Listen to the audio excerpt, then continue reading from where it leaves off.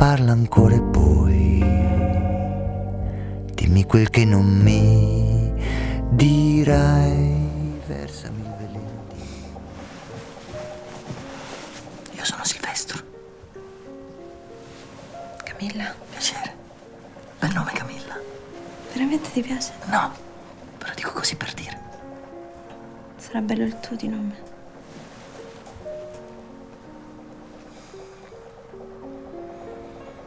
Torniamo, va? Désiré à Venise est une histoire, est un prologue d'une histoire d'amour, je dirais, parce qu'elle raconte la période dans laquelle un couple se forme, qui en général dure quelques semaines, quelques mois, et dans ce cas-là, ça dure 10 ans. Et le film est donc l'histoire de ces deux personnages, Camilla et Silvestre, qui se rencontrent en 99 à Venise. Ils viennent d'arriver tous les deux pour étudier à Venise. Et on ouvre chaque année une fenêtre sur leur relation en prenant un jour par hiver. Donc un hiver en 99, un hiver en 2000, un hiver en 2001. Et chaque année, on va voir qu'est-ce qui se passe dans leur relation. Et on s'aperçoit que cette relation, en réalité, ce n'est pas une vraie relation parce qu'ils ne sont jamais ensemble. Et le film se passe justement entre Venise, qui est un Venise quotidien, qui est un Venise qui n'est pas celui des touristes, mais un Venise plus, en même temps, j'espère, plus réaliste et plus...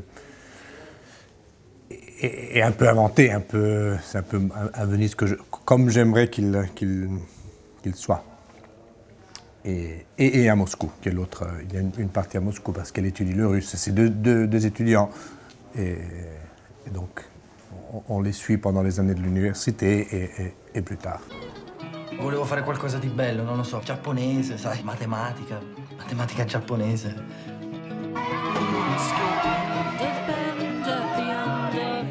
Ti ricordi? Certo che mi ricordo. Hai finito Deficiente? Io ti sto antipatico, sì? No. Il y a pas mal de vécu, je ne sais pas vraiment d'autobiographie, dans le sens que bon, ce n'est pas une histoire, je n'ai jamais vécu à Venise.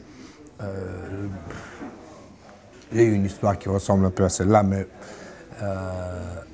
tout ne vient pas de là. Mais quand j'ai commencé à travailler sur ce film, sur cette histoire, j'avais l'âge qu'ils ont à la fin du film. J'avais 29 ans, qui est exactement l'âge auquel ils aboutissent à la fin du film.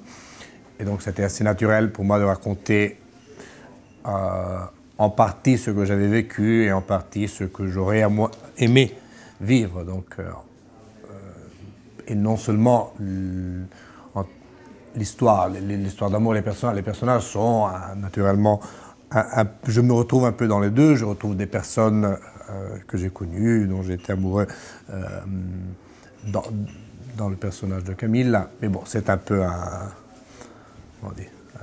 clafoutis d'expérience.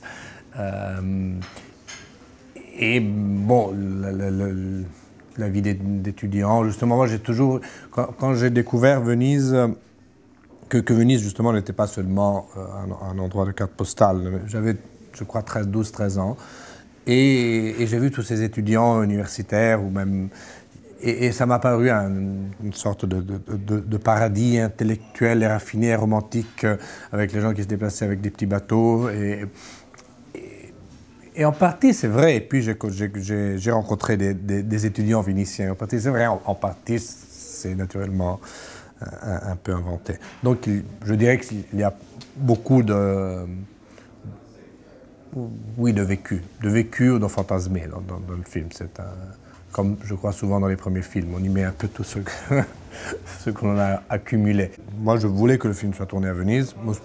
Au début, moi, je n'avais pas tout de suite pensé à la Russie. Par contre, le film est né comme ça. L'idée était 2 personnes, 10 ans, film toujours en hiver, Venise. Moi, je ne suis pas vénitien, mais je connaissais bien Venise. Et je savais où je voulais tourner le film. Puis, il y a des gens qui m'ont aidé pour trouver... Mais Venise est une ville délicate. La difficulté principale, à mon avis, était celle de réussir à donner... C'est une ville qui a une telle personnalité, une telle réussir à faire un film où on donne une vision particulière de Venise. On ne dit pas c'est Venise qui se mange un peu le film, mais c'est la Venise de ce film-là. C'est cette atmosphère-là qui ne trahit pas la vraie ville, mais en même temps qui a des caractéristiques très spécifiques qui appartiennent à ce film. C'était un peu la difficulté. Et je voulais montrer la chose qui m'avait justement, quand j'avais 12-13 ans, qui m'avait surpris, qui m'avait tellement plu, justement qu'à Venise, il y a des gens qui habitent, il y a des étudiants, il y a une vraie vie. Et une vraie vie qui est en même temps très, très concrète, très réelle, mais un peu comme dans un conte. Donc quand on a un accident, c'est vrai que c'est une hydroambulance qui vient vous chercher. Moi, je voulais mettre... Et donc, d'un côté, je trouve ça très... Bon, c'est une vraie ambulance et on va dans un vrai hôpital. En même temps, on a toujours l'impression que, bon, c'est pas vrai, ça peut pas être si grave que ça si on vous emmène dans une hydroambulance. Et donc, à part, il y a une seule scène qui est tournée à Piazza San Marco. Tout le reste est tourné dans une Venise qui est celle qui me plaît le plus, qui est en même temps, justement, plus réaliste, plus vraie de la Venise des cartes postales et plus féerique. La maison est à l'Arsenale. La ville, l'île où se passe, c'est en réalité une ville inventée. Il y a une île inventée. Il y a énormément de petites îles autour de Venise et celle où se passe justement une partie du film est un collage d'endroits différents de la ville pour construire une île qui n'existe pas en réalité. Et c'est justement une île où il y a très peu de beau, entre guillemets, à voir. Je me souviens, en général, les Vénitiens, qui étaient souvent le chef électricien, qui disait, souvent avec un accent vénitien, mais il est cinglé, on a une église merveilleuse ici, tout le monde en général. Moi, je dis, non, on se met de ce côté-là, où il y a une remise de bateaux, où il y a des... Pourquoi on vient à Venise pour tourner du mauvais côté, disons, en regardant le mauvais côté des décors, celui qui est derrière. Mais voilà, c'était quelque chose. C'est une chose à laquelle je n'aurais pas renoncé. C'était quelque chose qui était essentiel pour le film. Pour moi. Cara Camilla, sappi che quella che hai l'onore di leggere è la prima email della mia vita. Silvestro, Fyodor, nice to meet you. Però scusa, mica te l'ho detto io di venire. Ma dove vai? A Mosca, sono a Mosca, vado a fare un giro a Mosca. Vi sarete lasciati, allora qual è il problema? Scusami. Hai fatto una cazzata, mi devi chiedere scusa. Ho già chiesto scusa. Ma scusa convinto! Scusa convinto! Che ti dà, che mi dà. Affidarsi a te, non fidandomi di me. Sopra il volto. Il y a eu beaucoup de casting, ce qui était aussi très utile pour moi pour tester justement le scénario, parce que oui, 6-7 mois de casting. Et en général, moi, je jouais l'autre rôle. Donc, je jouais ou Camilla ou même ou Silvestre durant les castings. On a fait un peu de répétition. Moi, j'aurais aimé en faire plus. Moi, je suis un peu casse-pied. J'aime un peu contrôler tout. Et je dois un peu m'habituer à l'idée que sur un plateau, on ne peut pas tout faire. Donc, moi, j'aimerais en réalité être... Et même avec les acteurs, je laisse assez peu d'espace à l'improvisation et à la... Et bon, justement, je suis très casse-pied même sur chaque... J'ai une idée assez précise comment je voudrais que chaque mouvement, que chaque phrase soit dite. Et souvent, je me trompe. Souvent, je m'aperçois que peut-être les acteurs, ils ont des idées qui sont meilleures, des idées que j'avais. Et c'est une chose... Mais bon, en même temps, je ne suis pas de ceux qui laissent beaucoup de marge. Surtout parce que dans ce cas, bon, les personnages m'étaient très clairs. On y avait travaillé très longtemps. Le scénario avait été réécrit plusieurs fois et le film est assez fidèle au scénario. On a très peu changé, on a assez peu coupé. Michele Riondino et Isabella Aragonese, ils sont tous les deux de très bons acteurs. Donc, ça rend le travail beaucoup plus facile. Ce sont de très bons acteurs qui ont fait pour leur compte un travail, je crois, très Très difficile parce qu'ils interprètent en quelque sorte 10 personnages différents. Bon, l'histoire, c'est un film qui est structuré sur des ellipses. C'est un film où on ne cache pas le fait que le temps passe. Non? Chaque année, et c'est l'âge où, c'est un âge où on change beaucoup. Entre 19 ans et 29 ans, on change, même si on a l'impression de ne pas changer beaucoup, mais on change. Donc il fallait que chaque année, il change un peu, qu'il soit un peu... Donc il y avait un Sylvestre 1, un Sylvestre 2, un Sylvestre 3. Donc ça crée des difficultés pour tout le plateau, pour tous ceux qui travaillent sur le film, parce que ça veut dire, bon, changer de décor, changer de costume, changer plusieurs fois. Mais pour les acteurs, c'est très compliqué, parce que le matin, ils ont 28 ans, puis 2 heures plus tard, ils ont 18 ans, ils s'aiment bien, puis ils s'aiment plus, puis ils ont fait beaucoup de travail même pour leur compte, et puis ils se connaissaient déjà, ces 2 acteurs de théâtre. Ils viennent du théâtre tous les 2. Ils avaient travaillé ensemble, donc ils ont, je crois, même pas mal travaillé ensemble pour trouver des solutions. Puis en général, ils arrivaient, ils disaient, on a fait ça. Moi, je dis, non. Mais puis on trouvait un compromis. Ce qui était aussi très amusant, c'est qu'on avait un groupe de personnes, presque, c'était une première œuvre pour presque tout le monde. C'est né comme à l'intérieur de l'École nationale de cinéma à Rome. Et donc, nous étions presque tous au premier film. Donc, le plateau de tournage était fait de 2 gens qui avaient presque tous moins de 30 ans. La RAI a demandé, la RAI qui est l'émission publique de télévision, le plus grand, le seul presque financiateur de cinéma en Italie, a demandé si des élèves du centre spérimental avaient des idées, des choses. Et ils ont bien aimé cette idée-là, ils ont regardé un peu les courts-métrages que j'avais faits, on n'a pas parlé, ils se sont convaincus. Donc c'est parti comme un petit film, puis c'est devenu une coproduction, c'est devenu un film avec la Russie, c'est devenu un film plus grand. Et à la fin, on a eu justement la possibilité de tourner un film qui a tous les effets un vrai film, qui a eu un certain succès en Italie, qui a été à Venise, qui a gagné des prix, donc on ne s'y attendait pas. Moi, j'ai adoré faire un peu tout, je dois dire. Moi, j'aime beaucoup.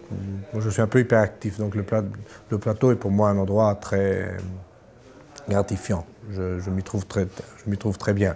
C'était un film le film n'a pas été facile à faire d'un point de vue productif, justement. Nous n'avions pas assez d'argent pour faire un film qui, à la fin, n'était pas un film qui était un film relativement cher, parce que bon, c'était un film tourné à Venise, qui est une ville extrêmement compliquée, extrêmement chère, qui était tourné à Moscou. Donc, et bon, nous n'avions pas, moi en premier, mais tous les autres, et la production, nous n'avions aucune expérience. Donc, ce qui était amusant était en même temps ce qui était difficile. Nous avions beaucoup de surprises chaque jour. On découvrait que l'endroit où on devait tourner n'était pas le bon, que l'acteur qui devait arriver n'arrivait pas. Et disons, ce côté hybride entre un vrai film d'un côté et un film d'étudiant de l'autre, d'un côté, ça a donné justement à quelque chose de frais et de très amusant. D'un autre, ça a rendu les choses compliquées. On avait souvent justement à gérer des situations assez complexes sans souvent avoir l'argent, la préparation. Donc, bon, par exemple, on se trouvait en Russie, il faisait très froid et en général, on tournait même la nuit, complètement abandonné dans la nature. Donc, à 2h, 3h du matin, à -20, avec souvent les acteurs, on n'avait pas d'endroit où se mettre, où se couvrir. C'est pour ça qu'on buvait en général et on arrivait à l'aube assez sous. Ça, il ne faudrait peut-être pas le dire. Mais bon, c'était la seule solution pour survivre à cette température. Allora stai qua.